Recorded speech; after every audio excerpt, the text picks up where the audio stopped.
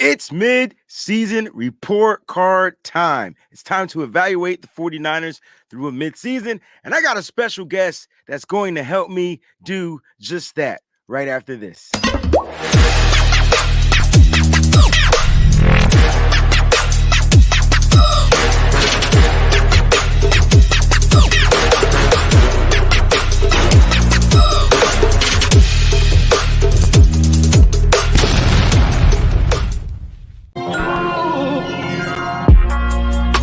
Breezie this, breezie that. They know I'm gold-blooded. I got the Niners on my back, you know. Breezie this, breezie that. Ain't nobody working like Breezie, and that's a fact. Overmotivated is an understatement. Gold-blooded to the core, got your squad hating. Breezie make it look easy. Breezie on everything like 05, 06, 7 Wheezy. This is not a gang. Yeah, we faithful in every way. And even though we on the East Coast, very loyal to the Bay. Heavy red and gold every day. And if you really a Niner fan, I know you can relate. Applying pressure with this content like Smaller Bear. We not accepting no slander about Trey, so beware. I stay in exclusively Niner hats. And I always tell the truth, this exclusively Niner facts. Breezy this, breezy that. They know I'm gold-blooded. I got the Niners on my back, you know. Yeah, breezy this. Good morning, everybody. We touching down right now, and I told you I had a special guest. Make some noise for the one and only John Chapman. What's up, man? So glad to be here on your channel. I get to see the magic. I'm all pumped up after that intro. Ready to go, man. Let's do it. Now, on today's episode, we're going to do our mid-season report card grade. So we're going to evaluate the team, see where they're standing as far as statistics, things like that, and where we rank them. Now, don't forget to participate in the polls going on right now in the YouTube chat. All right, you'll see a poll. What is your overall 49ers mid-season grade, A, B, C, or D? Shouldn't be less than a D, right, John? No, should not. Should not be less than a D, guys. So make sure you guys go ahead, put your grade in there. We'll get to the poll throughout the show. All right. John's going to be here for a little bit, so we're going to make sure we tap into his brain, and we're going to get right down to the nitty gritty. Listen, there's no new 49ers news. Everybody knows everything that's going down. As far as, Akeem Spence, I believe, would be the latest addition, as well as, what's the wide receiver? Willie Snead, the fourth. They've been signed to the practice squad. What are your thoughts about that? Yeah, it's just keeping familiar faces and depth around. Understanding it does seem like Akeem Spence is playing smaller and smaller and smaller roles. The fact that Ty McGill was able to stick around over him, I think, is important. And so, yeah, Spence is being phased out. Turner, he's a backup special teams guy. Don't really see much with him really taking place at all. All right. So there you have it from John Chapman, the GOAT himself. Look, got some more guys back there. They could be called up. We don't know. I mean, obviously. What are your thoughts about Willie Snead? He's here. He's active. He's back onto the practice squad. I mean, he's the new who for the 49ers? Is he the new Dante Johnson? Man, he got a lot of snaps. He got a lot of PT last week. Now they didn't target him at all, but he was like out there as the number 3 wide receiver a few times when McCaffrey was on the bench. So they feel confident with Snead in the fact that he won't mess up. I thought that it was interesting. Danny Gray got like 6 snaps. And so the fact that Willie Snead is getting, almost 5 times as many snaps as Danny Gray at this point in the season, that's interesting. That's probably my biggest takeaway from this. And I'm just going to be really honest with you. Danny Gray's been terrible. Out of 32 49ers who have taken offensive snaps, Danny Gray is second to last. He's only got 33 snaps on the year. He cannot run block. He has been terrible run blocking, and he was this week as well. And as soon as he blew up a play because he wasn't run blocking, they pulled him and he didn't go back in. It's weird because no block, no rock. I mean, that's his mantra. 0 catches. 0 catches. He has had some targets, but unfortunately, he's not able to come down with the pass. All right, John, let's go ahead and get down to these grades. Shout out to everybody out there that's watching. I just got to give them a quick round of applause. We wouldn't be here if it wasn't for them. Also, John, I'm 5 subscribers away from 1K. Dude, that's impressive, man. You got there quick. We were grinding, bro. We were grinding. The grind never stops, On this episode, if we get to 1K, if somebody says that we're at 1K, I'm going to do a Deebo Samuel Chronicles NFL football card giveaway. Ooh, All that's right. So clean. we're going to give that away. All right. Randomly to somebody that's actually watching the show. Also, we're doing the 1K giveaway. Peachy has one that if we get to 1K, but before tomorrow, she's going to be giving away a jersey of their choice. And then I'm going to be giving away a signed mini Talanoa Hufunga. So people are going to be walking away for some really cool prizes, man. Really cool things, man. But we appreciate the support, the contributions that you guys have for the show. I'm sure they're going to let us know. So keep us updated if it's up to. I'm not paying attention to numbers. Only numbers I want to go through are these stats. John, we start with the offense here. All right, let's start with the offense. Let's go with the quarterback's position. We got to give it a grade. Now, I do have the stats right in front of me. Instead of writing them down, I'm just going to read them off the daggone screen because that's where it is. All right. So I'm so old school. I like to write stuff down. Now, when I look at the quarterbacks, we've had 3 quarterbacks, and we've also had a running back throw the ball. Right. So we had 3 quarterbacks and a Best running back. pass of the year. Best pass of the year, 34-yard pass, wide open, Brandon Ayuk, touchdown. All right, so going through the quarterback, here are the numbers. All right, attempts, 250, completions, 159. All right, completion percentage, 63.6, which is fairly decent in my opinion. 1,984 yards, and their average per yard total for all the quarterbacks, 7.9, 12 touchdowns, 6 interceptions. John, what are we grading the quarterbacks here? What are your thoughts? Me, if I'm given the grade, I'm gonna probably say a C plus to B minus is where I would put it. Whether that's Trey Lance or Jimmy Garoppolo, I think that's where it should be. The fact that you had 3 games under 20 points, that bothers me.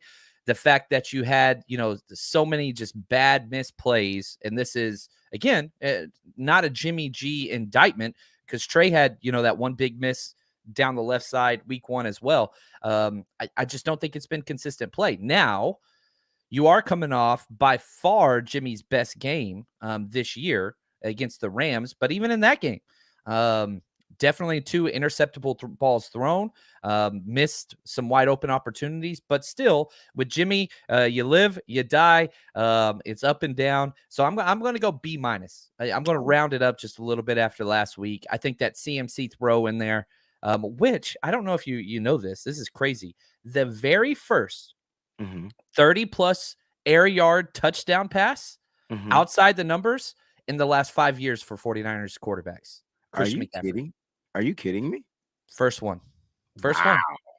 First one. Whoa. Jimmy Garoppolo had 0. Now, later in the game, Jimmy Garoppolo got his very first 30 air yard pass outside the numbers to Ross Dwelly. So we had 2 in the game. Jimmy just had to have somebody do it for him and show him it could be done. And then he did it, which was nice. So we get 2, something that we haven't seen before. We get 2 in 1 game. Wow. That's big. That Jimmy pass was nice, though. The thing that I liked about that pass in that particular game was his pump fake. And I know we yell at him for pump faking it, but his pump fake, in my opinion, sold the cornerback Kendrick to bite. Yep. And then Dwelly was just wide open because he was playing super aggressive. Kendrick was playing super aggressive on that play. So shout out to Jimmy with the pump fake. I know sometimes we're like, yo, Jimmy, get the ball out the hand. But maybe he's taking on something new. I wonder if he's learning this, the new quarterbacks coach. What are your thoughts about that? Well, I like it because if they're going to overload the middle, whatever defense the 49ers go against, take advantage of that. Pump fake, pulls everybody in, then hit outside. And Jimmy hit 2 wide open guys in stride. The Kittle pass on the seam route, which was perfectly thrown. And then, the wheel route or the leak route, it wasn't even a leak route. Ross Dwelly just lined up outside and ran a fade. But he has never hit that pass. He usually misses use check by like a mile. But for him to hit that, that's huge. So is it growth? We'll see. It's 2 passes that he hit in stride. Because Shanahan's going to scheme open guys. There's no doubt about it. And once Deebo comes back, there's going to be even more attention because you've got to pay attention to CMC, Deebo, and Kittle, who are all mismatches. You're going to have those wide open guys. You just got to hit them. All right. You just got to hit them, guys. All right. We're going to switch over. So John gave the quarterbacks a C plus to a B minus. I'm more the lenient guy. I think I like the B minus just from the progression that I'm seeing from Jimmy Garoppolo. We know that Trey Lance is pretty much he's on the wraps for the rest of the year. We know that we're not going to get much more Brock Purdy unless something happens. But when I look at Jimmy, I'm seeing this progression, and that's what I want to see because all I've been seeing from Jimmy Garoppolo is regression, and it was really good to see him progress. Now, it could be because of the new pieces that were added. It could be because he's more comfortable now. It could be because Kyle's unleashing, tightening, unloosening the leash around his neck. He's developing a little bit more trust. I don't know what it is, but I'm liking it, and I'm hoping that it's trending up, which was yesterday's episode. We were talking about trending up. So I'm hoping that's a trend up for Jimmy Garoppolo. But I'm going to go with the B minus. I think Jimmy Garoppolo has got this team to 500, something that we weren't last season. We were below 500 at the midpoint. I think that's a plus for us. So I'm going to go with the B minus. If you're going to go with the C plus, I'll go with the B minus if I had to pick one. All right, let's go to the running backs. All right, so we plethora of running backs for this team, including quarterback runs, including wide receiver runs. You're going to see him with the 49ers. So I'm looking at the runs. I have the stats, man. We have 957 yards off of 206 attempts. All right, our yards per average is 4.6. We have 7 touchdowns, and here's the biggest number, 8 fumbles. So I'm curious to know how you feel about the run game, the running attack so far. And what stands out to you the most from these statistics? Well, it's hard because, we've had kind of 6 quarters of CMC, which has been great. Outside of that, it's been bad. The 49ers are right at average this year. They're 16th in yards per attempt. They're 16th in total rushing yards. Like, that's not a Kyle Shanahan offense. But we've continued to kind of regress there because early on in the year, you were top notch. You were top three, but the longer it's gone on, the worse and worse it's got. But until CMC showed up. So this is rough because, and another reason why I was fine with the Jeff Wilson trade because of the turnovers. Now Christian McCaffrey had a fumble too, so you got to put that on him. But yeah, I don't think the running back position has been overly great. I really, really don't. When Elijah Mitchell went down, things kind of stagnated. Teams are keying on Debo running the ball. You brought in CMC. Now it looks like things are good. So can we run the ball a little more efficiently once Elijah Mitchell gets back and Debo gets back? Whew. Ooh, what's up? I know. I trust me. I understand. And shout out to our brother Paul. Says, John, I'm loving the Black Santa Clara. One of my go-to residency hats. Yeah, man. Shout out to Residency. Speaking of Residency, we are sponsored by Residency. So let's go ahead and put the promo in here very quickly. Let's get that out there. Listen, guys, go to residency.com, www.rsid, the number 3ncy.com. Use the promo code SFBreezie. Right now, they have the exclusive Bay trucker hats. All right. And so you're going to want to get the all white hat. Miss Debbie did an unboxing of hers. It was fresh. It looked good, John. I can't wait till you get yours. Mine should be on its way. Yeah, I just bought mine 2 days ago using your code SFBreezie. So I'm pumped to get it, man. That's what I'm talking about. So shout out to the family over there at Residency. Guys, don't miss out. They got exclusive hats coming out, and they have a sale on some of the older hats that you see us rocking right now. So go ahead and check it out, man. The description will be in the link. The link will be in the description of the show. All right. Let's what is your grade for these running backs? I want to say B minus. Damn, I'm going C plus, but I like okay. It. No. It's just fun because I got our stuff right here. So you got B minus. But at the same time, I'm like, ooh, you're showing so much improvement. Now you got CMC. Things are going to be great moving forward, but we haven't seen that. We just haven't seen it. Right. And you're getting back Elijah Mitchell. Now we're grading up to the point, but Elijah Mitchell's first game, he had 46 yards, and he was easily going to be a 100-yard rusher in that game until the knee injury. Yeah. And then I guarantee you the 49ers, John, we were there soaking wet, just torrential downpours, whatever you name it. But we were running the ball pretty successfully. And then I was saying to myself, why are we not running the goddamn ball anymore? I didn't even know he was out of the game. Like, it just happened. It's weird. I say that every week. Why are we not running the ball more? My favorite point in any football game is when the 49ers run it on 3rd and 4. I get so excited. That's my favorite play. It's my favorite play. That's what's up. Christy says we're 4 away from 1K, guys. 4 away from 1K. Let's go. We're going to give away a Deebo Samuel Chronicles football card right here on this episode if we get to the 1K mark. All right. That's pretty funny. I went with a C plus, John, just because the fumbles. And it's the fumbles from all of the people that are running the ball. Jimmy Garoppolo leads the team with 3 of them, to be honest with you. I don't know if they're coming off of just him trying to avoid sacks and getting positive yards or negative yards, whatever, but we were turning the ball over. Jeff Wilson Jr., who's no longer with the 49ers, was in second. I mean, even the great Christian McCaffrey has 1. You know what I'm saying? So it's tough. Deebo has a fumble. Who else? Trey Lance had a fumble. So, like, the fumbles are bothering me. So now when you get Elijah Mitchell back, ball security is going to be pretty much top notch. Cat doesn't turn over the ball. Yeah, him and CMC historically have been among the best. Now, I know it's been a small window for Elijah Mitchell, but when we saw him last year when he was healthy, protected the ball very well. That's what's up. Jeff Wilson's always had an issue with that. Always had an issue with fumbles. Even from it was his birthday, I think, yesterday. Yeah, birthday, today's his birthday, man. Today's the birthday. That's what's I up. think it's today. Was it yesterday or today? I don't know. It is I feel one like of the it's two. Today. It's birthday anyway, week. Happy birthday yes. to our guy, Ty Austin. East Coast represent. You know how we get down. We love you over here, man. We love you, bro. Happy birthday, man. All right. So let's get to the wide receivers. It's rough, man, because I think you got Ayuk, who has been unbelievable. Ayuk has been great. Wide open almost all the time. Not usually the first read, but Ayuk has been great. Outside of that, Deebo has not lived up to, last year's kind of, status for sure. But he's been good. He's still been good. You had that one freak play where he just caught it against the Rams the first time we played him and took it to the house.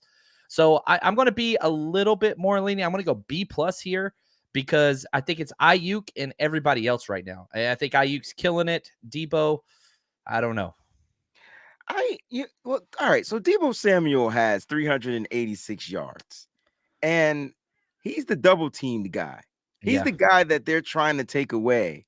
And so you got to figure out a way how to get, and this is no slack to Deebo. I mean, it's just he's being doubled, and Kyle has to find another, creative way of getting him open, and it's going to be on those screens because if you get him the ball, and so I don't count that as wide receiver play. Right?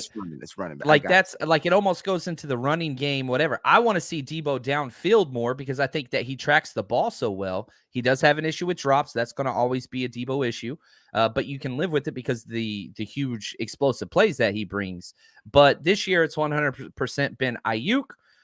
Then you got Deebo, Ray, and nobody else. There's nobody else. I don't think. Well, do you put George Kittle in the receiving game? I don't want to. I don't want to. He's part of the receiving yard. He's part of the receiving category. So it's kind of like you kind of got to put him in there, but we'll grade him as well with the tight ends. But I tell you what, as far as receiving, 1,984 yards, 67.9 reception rate, 12.5 average. It's pretty decent. 12 touchdowns, which Brandon Ayuk leads the team with 4. Talked about that. 10 drops. It's funny because Brandon Ayuk has 4 touchdowns and Deebo Samuel has 4 drops. It's so weird. Brandon Ayuk does have a drop, but Deebo leads the team in drops at 4. But he always has. Yeah, he's been he's a league leader in drops every single year, and he was in college. He was at the Senior Bowl. It's just who he is. That ain't changing. Right. But I do like where we are. You said a B+. I think I'm gonna go with your B+, bro. I'm with that. We push. Somebody got to step up. Whether Ray has accelerated pretty well, Juwan Jennings, we got to see a little bit more. Danny Gray, like you need a little bit more depth to your wide receiver core because right now you don't have it. I think you've got 3 guys. That's it right now. And I don't include Juwan Jennings in that with his injury stuff going on. But yeah, if you had 4 guys that you feel confident in, that'd be nice. But I don't think we're at that point yet. I know Chrissy says Deebo needs to do better. I'm trying to figure out, but do better how? Like what does that mean? Because if he's that, all right, you said that he needs to be down the field catching those passes. So when he gets those routes, the ball is too high, the ball is out of his reach. Yeah. Like, what do you want him to do? So I'm curious how he needs to do better. I'm just asking you because Chrissy's asking the question. So how can Debo do better? I think that you can't put it all on him. Jimmy's got to look his way a little bit more down the field. And also, you got to design some plays to get him open down the field. If it's just getting him the ball with screens and putting him in the backfield and things like that, you're missing such a vibrant part of what this offense could be. Because if he is a threat down the field, over 10 yards down the field, now that just frees up even more for Ayuk, Kittle, CMC, all these other guys. But right now, it's very easy. You know what Debo's going to do. He's going to run slants. He's going to run hitches. He's going to run screens. You don't have to respect the deep ball. So add that extra element, right? We talk all the time about this versatility with all these different players and Kyle Shanahan and whatever else. You've got to take advantage of that. And I think there's just a big gaping hole right now in your Debo, who was an all-pro receiver last year, 1,770 yards, total yards last year. Like, he's nowhere near that pace. Nowhere near that pace. Yeah. He's got 525 total yards from scrimmage right now. So he's on pace to break 1,000 total yards, but that's it. Which is a big decline from last year, but they featured him last year. They're not featuring him this year. So Correct. It's a little different.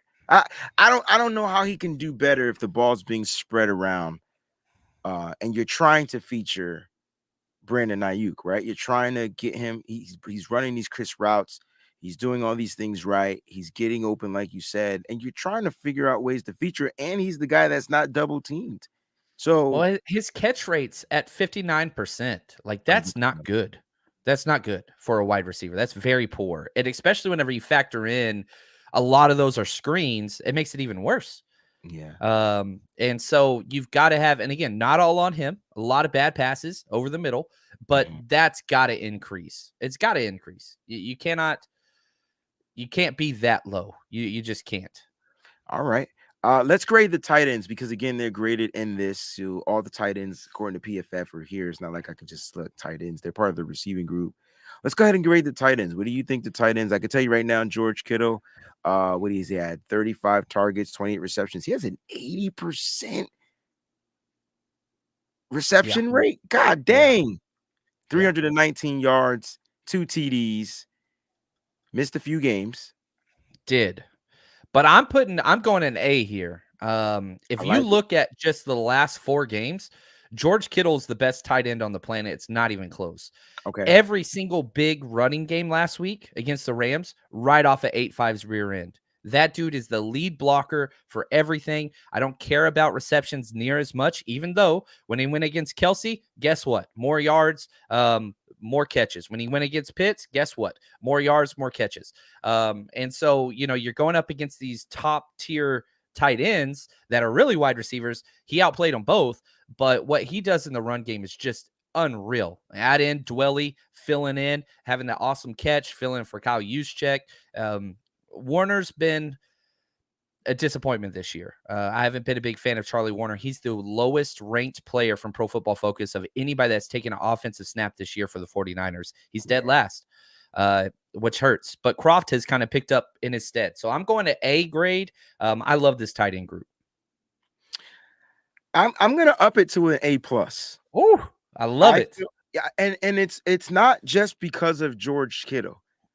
It's just because of the way they collectively been playing. Now, I get that Charlie Warner is probably the worst out of the 3, which is so funny because last year the worst out of the 3 was Ross Dwelly. But I think what happened was when they added Tyler Croft to this roster, it boosted the tight end play. Tyler Croft filled in really well for George Kittle when George Kittle was out for the first few games. Then Tyler Croft gets injured, and now you got to go Warner, you got to go Dwelly, who was also injured.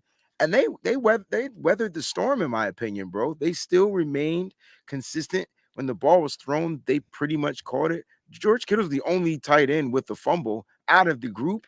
And that obviously that fumble came because he was trying to make a play and get extra yards. And he just didn't protect the ball. Got to protect the ball. I can't stand fumbles. It really irks my nerves. As a former running back, I want ball security to be on point. Yeah. I tell you what, George Kittle is the best damn tight end in football. He always has been the best damn tight end in football. and he probably will go down being the best damn tight end in football. And not from a statistical standpoint. We're talking No. about just the tight end. I get it. Travis Kelce's numbers are going to always be greater than George Kittle. I get it. But it's not always about the numbers. So it's about the impact. And I really love the impact that George Kittle. So I'm going to up that to an A plus. And speaking of A pluses, let's go ahead and get into this offensive line, because I'm dying to know what you're going to grade the offensive line. I'm going A. I'm giving them an A. Okay. And the only reason why I'm holding that back is Jake Brindle's inconsistency and sustaining blocks, and Mike McGlinchey's, big misses that he has several times a game. But left tackle, the fact that you were able to overcome Trent Williams being out for a few games, I really thought Jalen Moore played well. I think Colton McKivitz should be pushing for right tackle starting snaps. I thought that's how good he was. And, man, you got to talk about Aaron Banks. Oh, my gosh. Aaron Best Banks. offensive lineman on the 49ers right now. Man, he's been so consistent. Literally no drop off whatsoever from Laken Tomlinson, who was a Pro Bowl left guard. Aaron Banks has been unbelievable. Spencer Burford's been good. He's had a couple down games, no doubt about it. But I love this offensive line. Jake Brindle's my biggest concern. That's, I think, the weakest starter for the entire 49ers team, offense or defense, is Jake Brindle. If I could change anything, Daniel Brunskill would start taking snaps this bye week and start for him. But I don't think they're going to do it. I wish they would, but I don't think they will. Okay. All right. And 2 turnovers on Jake Brindle on the year, by the way. 2 turnovers on Brindle. Fumbles. Bad fumbles. All right. So as far as their statistics, we got 9 sacks. They've given up 9 sacks, 8 hits, and 44 pressures. I think that's pretty decent. I mean, 9 sacks. I mean, you want to find a way to eliminate That's that. incredible. Yeah, but I think it's incredible. You're A. I mean, I'm gonna go with an A minus. I'm gonna go down just a little bit from your grade. We're close on all these, though. Because it's funny. Because remember, if you go back and watch our shows, right, John? What did I keep telling everybody not to worry about? The offensive line. I said you just got to give them time to gel, and they'll figure it out. They got to give them time to gel, and they figure it out. Now, they went through crazy changes this season, right? First of all, you lost Laken Tomlinson. Alex Mack retires, right? And that's 2 big pieces right there. Then a piece that you had last year that came in and did great. He left, went to, did he go to Denver? Can't remember. Anyway, they were gone. Then you bring in your guys, your Aaron Banks is here. Trent Williams is supposed to come back. He gets injured. They lose their starting quarterback. They put a new starting quarterback in there. Jake Brindle is the starting center for a Trey Lance, but he never really had continuity with Jimmy Garoppolo. And so that's a problem. And then it's just like, it was just makeshift. And then you got Mike McGlinchey coming off of that crazy injury, trying to get back. And then you're starting a rookie at the right guard in Spencer Burford. I said you got to give him a little bit of time to gel. I'm not worried. Chris Forster should get an award for the year, getting these guys into shape. I have him as an A minus, and if I have him as an A minus, that means they're going to get better. Now, I know a lot of people don't like Mike McGlinchey, and I get it. When he makes bad plays, they're terrible. They stand out. How can Mike McGlinchey improve, in your opinion, John? His technique just gets bad the later in games. And so how much of this is injury, right? But we've seen him do this his entire career. And so when you get into that 3rd and 4th quarter, he starts to get out of his technique, just stand straight up instead of sinking his hips. His footwork gets lazy, his balance gets bad, and that's whenever he just gets bull rushed by nickel cornerbacks that are bull rushing this dude. So he just got to be more consistent and in better shape. I understand the injury, but if this was an anomaly, if we haven't seen it before, then I would say, okay, that's the issue. But we've seen this several times in his career. So that's why I would put that there. And they continue to allow him to work at it because he's the best that they have at that position at this moment. So, you watched him last game. He gives up 2 sacks. And then you're saying to yourself, dang. Ruined 2 drives. Took points off the board on 2 drives last week. Yes. And that was one. Single-handedly. Yeah, man. And that was on McGlinchey. But then he comes in the second half and doesn't give up anything. So played great in the second half. It's weird, right? And so I don't know if his stuff is fixable. I'm just hoping he'll be able to work on it. I don't even know how much the injury is playing a factor. I don't know how much mentally he's going through. There's just His a lot body of language is terrible. yeah, After he gives up a play, he just hangs his head yeah, and walks around like Eeyore, and like Jimmy Garoppolo or Trey Lance or whoever he gets killed, like he just walks away from him, doesn't help him up. I saw one play on coaching tape that he helped a player up. And I was like, all right, this is huge. Like, and Forrester, who you talked about, who I think is one of the best coaches on the 49ers staff, has said his body language and not allowing one play to beat him twice. Like, yes. that's what his O-line coach has said. And when you could see it visually on coach's tape, you're just like, ooh, this dude's in his head. Like, he's in his own head. This is not healthy. So, yeah, I'm with you there. I'm hoping he's open to constructive criticism about stuff like that. Not about his gameplay. Just, dude, get out your own head, bro, because it's affecting everything. You know what I'm saying? Trent Williams okay, so here's the difference other than skill set. When Trent Williams gets beat on a play, or when he gets a penalty, he shakes it off and goes out and makes a play, right? But when Mike McGlinchey does that, it's a downward domino effect. Like, it's just always going to trend downward. It's going to spiral downwards, and it's not good. Now, I don't know how he overcame it in this particular game. I don't know if they stopped trying to rush him on the edge. I don't know if they provided help from George Kittle, but George He Kittle had was two tight ends to his side several times. Two tight ends, still they not provided. one, two. That's And he crazy. still got beat on one of those plays. That's crazy. That's crazy. Now, our brother Kenny says no position group on this offense deserves an A with our record being 4-4. What are your thoughts about this? I disagree. I think you look at the NFL, it's a matchup league. And yeah, there were some major issues they had to overcome, but some groups have played that well. Once we get to the defense, I think we'll see that as well. The defense has played really, really well, except for 2 games. And so the record is deceiving. 4-4 does not tell the story of the 2022 49ers so far. Sadly, the way that the playoffs work, that does tell the story. But what I will say is this: your 3 most important games of the season, you dominated. You've got to get to the point where you don't play to the level of your competition against bad teams. That's coaching, that's preparation. But if you could pick your 3 most important games, you won those 3, which carry a lot more weight than those other games. So, yeah, we're 4-4, but you look at Vegas odds, you look at any odds. I mean, we are number 2 predicted to win the NFC. Like, not the NFC West, the NFC. It's a weird division. It's a weird conference. The 49ers have handled business when it mattered most. I agree with that. I agree with it. And if you go back and watch those games, I mean, you can see that they made mental mistakes. Starting week 1, how many mental mistakes was made on the defense? And then we started talking about, oh my gosh, the defense is the best defense in the league. But they lost that first game to the Chicago Bears. Yep. But then they were the best defense. So we can't have our cake and eat it too, guys. Like, we're the best. We just don't always play to our best potential because I really do believe that they play down to the competition. And they have to stop doing that. They did that with Atlanta. They knew Atlanta was going to come out and run the daggone ball. It's the only thing they could do. But they did not prepare to take it away. They didn't. They knew Mariota was going to run. I knew Mariota was going to. You knew Mariota was going to run. If we knew that, I know they knew that. Not one spy in that game. Containment was terrible. Defense broke down. They lost the game. Yes, the offense couldn't score consistently, but the offense has been building ever since. I felt like the offense is trending up. Defense is going to be fine. Let's get to the defense since we're talking about the defense. Let's go with the defensive line, bro. Where are we going with the defensive line? Let's start. Let's say B-. I'm going to say B-, mainly because it was supposed to be the strength of the team. If you look at financial capital, draft capital, all those things, and it just hasn't panned out. Obviously, the Kinlaw injury, the Armstead injury, those hurt a lot, but you got some superstars. Bosa for sure is unbelievable and playing at defensive player of the year caliber level.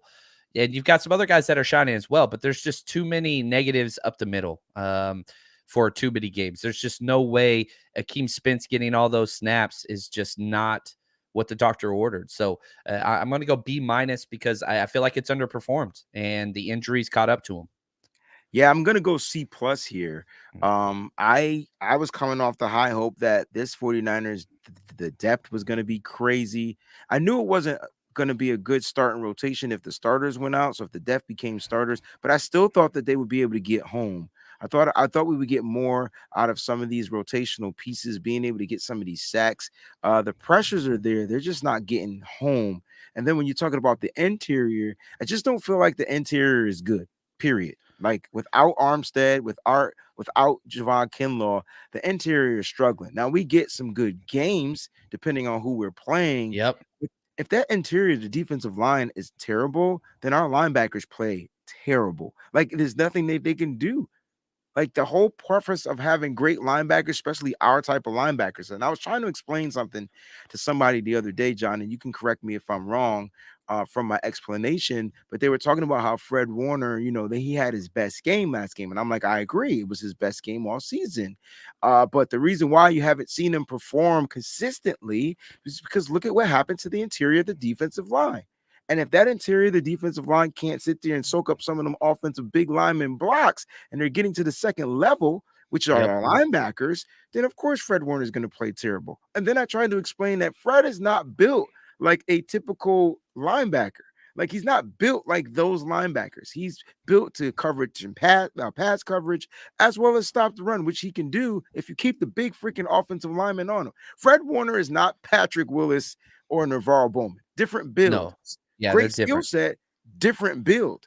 And so people are expecting that from Fred. And I'm like, no. Yeah, I got it all wrong. But it tells you that we need these pieces to be there. And without those big guys in the middle, Fred can't perform his best. What are your thoughts about that? Yeah, no, you nailed it, man. And the bad defensive tackle play, it just destroys the linebackers. You look at what happened last year, okay? Fred Warner struggled the first 7 weeks of the year. Then his play accelerated when they moved Eric Armstead inside. When they moved him inside, then he was all pro Fred. And sadly, it's just what it is. And you can look at a lot of the better linebackers in the NFL. Like historically, it's dependent upon the defensive tackle in front of him. Look at Johnny Dale. He said he's not Patrick Willis. He's more Luke Kuechly. Yeah, I agree with that big time. I mean, we met Fred Warner at the draft party. He's huge. He's tall. He's not your small, like stumpy, whatever. No, this dude's 6'3", 240. Yeah. I mean, he's big. And so I mean, he played. Like, okay, he big dude. And so I don't know. I'm excited for Fred. I love that he had a top tier game without quality defensive tackle play, because he's got to kind of step up and rise his game. Correct. But yeah, defensive tackles, it's a mess right now. Good news is I do think Armstead he might not be back this first week, but against that Cardinals game in Mexico City, which we're going to be at, I fully expect him to be there. Let's talk about that. John and I, 49ers Rush podcast, Rush Road Trip. We're going to be at this game. John, tell us a little bit about it. I know you don't have your graphics and video stuff, but just talk about it. Yeah, man, I'm so pumped about this. We're going to be in Mexico City. We're staying at the Marriott Reforma. We have discounted hotel rates up, 49ersrushroadtrip.com, so you can stay with us. Big part of why we're doing this trip is because we want to keep people safe and we want them to have a very memorable experience.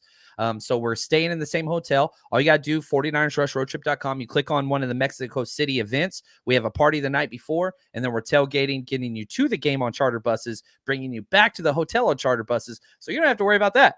But the discounted hotel link is there. It expires the 9th. So if you haven't got your hotel yet, go do it now. We're saving you a lot of money. So that's there. But you want to be there because the experience is going to be crazy. It's going to be myself, John, and the rest of the crew. We're going to have a blast. We're going to be in Mexico City, and we're going to get another victory. I'm claiming it right now. I feel like the 49ers are just going to soar and take off starting week 10 when they come back off this bye week. And you heard George Kittle say it. Damn it. Like, why do we have to break right now? We just figured it out. That's basically what he was saying in my own words. We had just figured it out. So I tell you what, put the figure out on pause. When they come back off this bye week and they reinsert some of these pieces, and I'm with you. I don't think Armstead plays week 10, but you know who I think plays week 10? Who? Jason Verrett. Ooh, you think it's time? You think it's time? It's the Chargers. Oh. It's the I love that. Chargers. This I is don't know the how I game he's missed it. had. Yeah, it's the game he's had I was circled on so his pissed calendar. when they picked him. I was so mad when they picked him. I was the biggest Verrett fan I coming out know. of TCU. college. Yeah, Did he come out of TCU yeah, or yeah, TCU. okay. All right. Let's go Speaking with of, I got my Longhorn shirt on today, representing big game this week. Big game this week hey, against K-State. hey. Let's go with the linebackers. Since we're talking about linebackers, I gave the defensive line a C plus. You gave them a B minus. Where you going with the linebackers?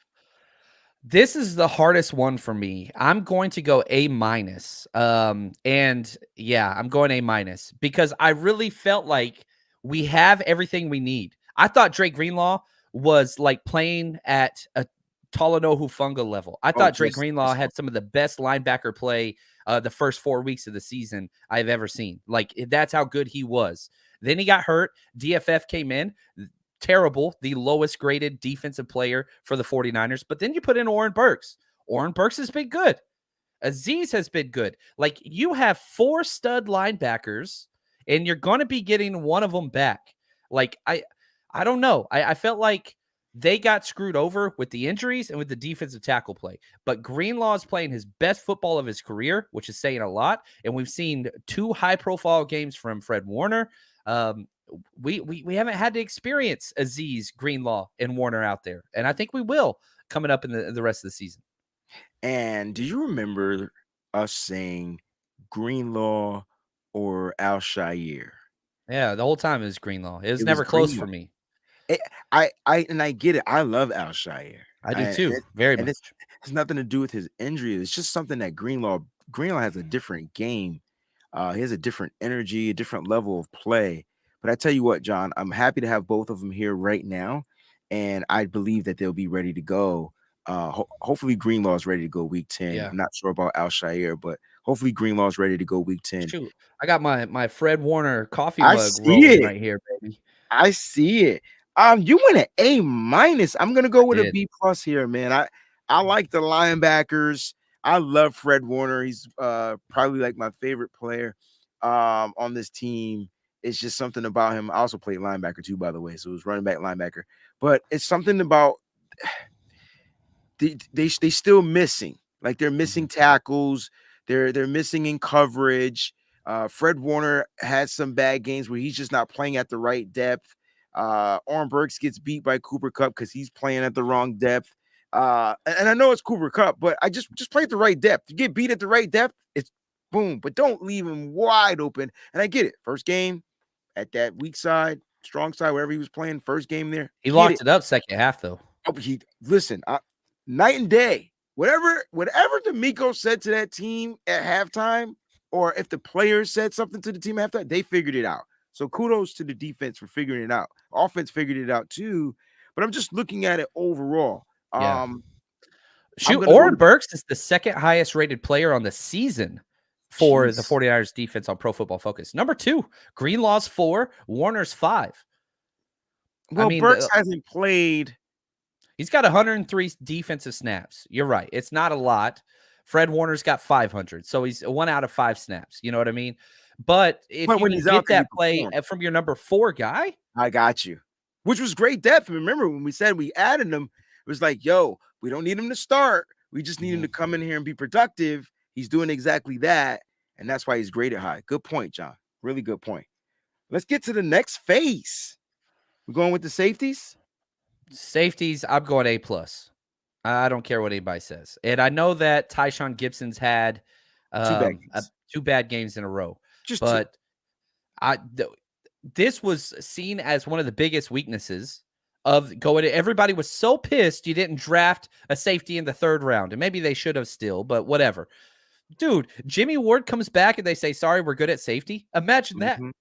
Imagine that. And Talanoa Hufanga, I think, is the player of the year still for the 49ers. I think it's him and Nick Bosa. That's number 1. That's number 2. Maybe CMC can overtake that. But, oh my gosh, you've got a star. You have a star. Not a Pro Bowler. You're talking a star in Talanoa Hufanga. Does he have some missed tackles and over-aggressive? Sure. But when you get all those huge change plays, whether it's sacks, passes defense, interceptions, getting other players interceptions. Ooh, yeah, I don't know. I think this bye week's going to help Gibson more than anybody. I ain't worried about the safety position. I'm going A+. I'm going to A- here. But I still have us in the A range, and it's really because of the combination of the play. I'm telling you, I'm gonna keep it a buck. They've fallen off. The safeties are declining, and it's not just because of them. It's a factor from losing Emmanuel Mosley. When Yeah, Mosley's out there, the it's safeties can different. actually just play safety. Like you want Hufanga was playing all instinctual football. Whenever he has to think, it's like, oh man, like he doesn't know if he's doing the right thing. And that in the last game, he took a bad angle on the Matthew Stafford touchdown. It was a delayed bad angle at that. It was like, he's not going to run it. Oh my God, he's running it. Let me catch up. And that is where that 440 weird speed Yeah. comes in. Because if you don't jump the route first, you're not going to get there, even on a slow ass Matthew Stafford, bro. And so this is not all on Hufanga. I'm just saying that the safeties are declining slightly, but the bye week with Jimmy Ward back there saying, "Listen, guys, I'm not playing here." Gibson, this is where I need the leader of Ward to come in. Gib, you got the spot. You starting there. I'm here. You there. Step up. Get back to where you were. We got you covered. And I think that's what it is. It's more of them feeling like, I don't want to step on Ward's toes, man. This is his spot, blah, blah, blah, blah, blah. Now, man, I think it's a bunch of that crap. And it's not crap, it's real life stuff. If let's say somebody offered me your job, I'm not taking your job. You know what I mean? My respect for you. But if they're saying, if you came to me and say, listen, they offering you it, take it, okay? I'm gonna work right here. We're gonna still be good. Like if you made me feel I think they confident, will change it back. I hope they do. I really do. I want Ward and Hufanga. That's what I want to see. I'm with you. I just think that Gibson declined due to, I don't know what it is. I just think it's a combination of things. And I think Hufanga is declining due to just not having certain pieces out there so he could play his style of safety. I think that's what I'm trying to allude to. Like he's just not playing his style of safety. So you see him fly, but he's taking bad judgments and he's missing tackles. You know what I'm saying? And then Gibson is just out of position on stuff. All of a sudden he's out of position. Like what's going on? So Yeah, I think they fix it. I think it. I hope So so. at least I still got us in the A-, but that I'll means take it. I have them there because they can improve. There's still room for them to improve. Let's go with the cornerbacks, bro, and we'll get to the coaching and we'll wrap this up. Man, this is hard for me, the corners, because Ward's been awesome except for one game. Emmanuel Mosley was playing like the best corner in the world before he got hurt. Diamador Lenore, good gosh, played great. Samuel Womack, we've got good starts. But it just, I don't know. I'm going to go A-, but I feel like this should have been an A+. It should have been an A+ if you just take away that one injury in that Chiefs game. Jeez. But A-. I mean, Patrick Mahomes had the greatest statistical game ever since Next Gen Stats started Against the against us. 49ers? Against the 49ers. And they've been doing a lot of games, the best ever that they've ever seen. But yeah, I'm going A-. I don't know. I'm gonna go with a B. Okay. I don't think they're at the A range yet. I think Mooney Ward his one bad game probably took it from a B+ to a B. Yeah, Now, I that do hurt. know there's a bunch of injuries here. Like I get it, but he definitely recovered the next game.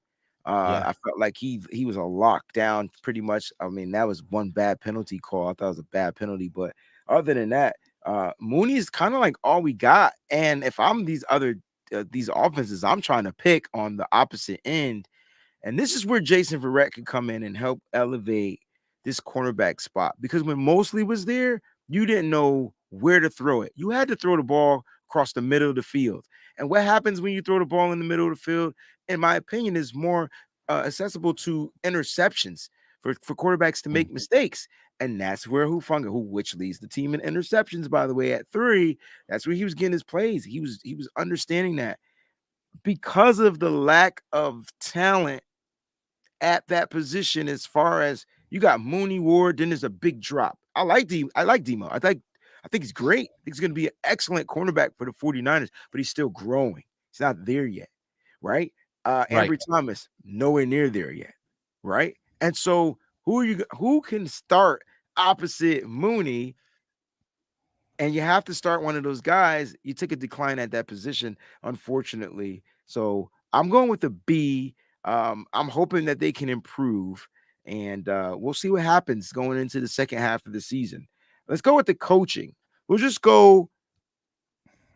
Let's just go offense, defense. Kyle's offense, D'Amico's defense. I'd say B minus. You've got Offense? the playmakers on both sides of the ball, and you've been good, not great. They haven't gotten on the same level and had, the second half of the Rams game, the most recent Rams game, was the first time we saw the defense on and the offense on at the same time. Can they do that for a game? So yeah, I'm going B minus. All right. I'm going with a solid B from the offensive scheme only because I've seen progression. And Gotcha. you can say it's because of CMC being added. Fine. Whatever it was, they took the balls and the kahunas and went out and traded some picks and got a dynamic player that right there results to a B, and you're starting to see this production. Now, if you want to get into the A, we're going to have to put up touchdowns. And that for me is the biggest issue with the offense. Kyle Shanahan, a bunch of plays aren't being executed properly. Sometimes this play calling is a little bit suspect and things like that. But I'm gonna go with a solid B, not too far from your B minus. Let's say if your B minus was an 84, my B is an 85. So like it's just not. It's really Yeah. close. Let's go with the defense. Just defense, yeah. Man, overall, I think it was good. B plus. I'd say B plus because Okay. you've had so many more good games than the offense has. Yeah, Chiefs dog walked you, but outside One of that, game. the Falcons Falcons was bad, but really they only gave up 21 points, so you can't really say that was bad either. You had the fumbled Jeff Wilson fumble return for a touchdown. So yeah, A minus coaching wise. You just had that one game. Okay, so that we push because that's what I have written down right here in my notes. I had wrote down your B plus, but we're a push at the A minus. Listen, D'Amico Ryans is doing great things. He will be a head coach next season elsewhere. But he has his Not in the defense. AFC West. You do not want to hire him as a coach if you're playing the Chiefs twice a year. That's all I gotta say. Gosh, right. John, this was fun. This was fun, dude. We're gonna Anytime post I'm with the great WayneBreezie, I love it, man. I'm gonna post our total grades, our grades on Twitter. I'll have those out there so you can see. But this was a really fun exercise. I'm dying to know what everybody else is saying. So we're gonna check the poll. And I'm gonna go ahead and now I asked them for their overall grade. Do you want to do our overall grades here? Yeah, my overall grade would be right at, man, it's elevated because of the Rams game and the bye week and the CMC trade. I'm going just a B, just a freaking right in the middle B. See, I like to do it based off of what you told me. So you gave me a 79, Uh-oh. you gave me a C plus. I count that as a 79. You gave me a B minus, I count that as an 80. You gave me a B plus, that's an 89 for the receivers. You gave me A for the tight ends. You gave me an A for the offensive line. All right. And then I think for it's going to be higher. It's going to be it's gonna higher, be probably higher. B plus. Exactly. You gave me an 80 for the D line. You gave me a 90. I mean, you gave me an A minus for linebackers. For the safeties, you gave me a 100. And then for the cornerbacks, you gave me a 90. And then Yeah, for it's the going to be coaching, you B gave me an plus. 85 plus a 90. So we got to add all those up, divided by 1, 2, 3, 4, 5, 6, 7, 8, 9, 10, 11. All right. It's So I'll going to go be ahead. higher. It's probably going to be A minus, like a 91.5 or something off the top of my head. Let's That's see my if John guess. is right. Let's see if he's right. John's overall grade is 79 plus 80 plus Dude, I 89 love this. You are 90 getting a sneak peek at what teacher 90 life is like. plus 80 plus 90 plus 100 plus 90 plus 85 plus 90. Ooh, divided by 11, 88.4. Oh, all right. There we go. B plus. All right. B plus. All right. I'm all right with. And I think again, you have to put it in context. You just look at 4-4. That's not a B plus season. However, you won the 3 biggest games on your schedule. You are trending upwards You've gone through the most injuries in the NFL, and you still have those things. So you got to put all that out there. John, I'm not going to do mine. That took longer than what I thought to add up your grade. But I'm dying to know. You know what? I tell you what, that's going to be yours. I want to know if people think I'm going to be higher or lower. Am I going to be higher or lower in John's grade? I'll post my grades on He's Twitter. Lower. All right. He's Higher lower. or lower than John's. It's weird because you went C+, I went B-. You went B-, I went C+. Yeah. We pushed on a couple. So we'll figure it out. All right, we'll figure it out. John, there's a question about OBJ. We're hearing a lot of these rumors about OBJ.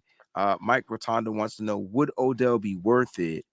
I think the answer is yes. If you've got to sit down and say, you're our third wide receiver. You understand that. You will be getting 35 snaps a game. You understand that. If he could sit there and say, perfect, I'll be the number 3. I'll get 35 snaps a game. If he can say, yes, I'm cool with that, then it's worth it. If he wants to come out and thinks he's going to start over Ayuk or Debo in a 2 wide receiver set, then God, no, it is not worth it. And how much? So it's all up here. How much would he cost? I think you could do a $4 million with incentives and all that kind of stuff, which I think they have. And you could even do 2 years. You could sign him on a 2 years and add 1 dummy year to it to make it feasible.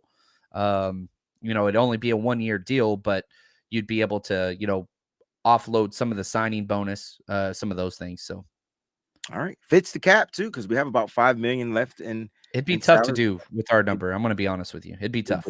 It would be. All right, John, before we get you out of here, we asked the fans out there that are watching the show. I don't like calling them fans. We asked the family, what was their overall 49ers midseason grade? All right. And out of 109 votes, what do you think they chose? A, B, C, or D? Probably B or C. It's going to be between B and C would be my guess. So pick one. I'll go B because you're a happy person. Yeah, I wish. 48% went with the C because they don't grade. They grade with emotion. Hey. I thought I'd never say that. But 48% went with the C. 44% though went with the B. So it was really close. 3% A, 2% D. I'm surprised there were some D's. Those must not be 49er fans if they're in here. There's no way this team is a D. Yeah, I don't know. Some people are upset with lots of things, whether it's Kyle Shanahan or Jimmy Garoppolo or whatever. And so those people are going to be upset. You just let them be upset and you give them a hug and you listen to them be upset. That's just what it is. All right, guys, thank y'all so much for tuning in. Listen, if you like what you saw, make sure you hit the like button. Don't forget to comment. I definitely respond to the comments in the comment section. And most importantly, subscribe to the channel. Make sure you get anybody that you know to subscribe to the channel as well. If you want to see John on here every week, leave a comment on this show, and John will have no choice but to be on here every week. You got me? I ain't mad about that. I love you guys. Stay up, stay faithful. John, any final thoughts before we get up out of here? Dude, if you are not excited about what is upcoming for this 2022 season, the second half, I don't know why you're a fan, because we are on the precipice of what could be the most exciting 49ers football since the 80s. That's what is on, it's right here. We're so close. I'm so excited, man. So excited. Thank you, Wayne, for having me on. Big fan of what you do. Best in the business. Appreciate you, John. See you in a couple of weeks when we head out to Mexico City. Thanks for watching, y'all. Stay up, stay faithful, and always keep it nitty-gritty.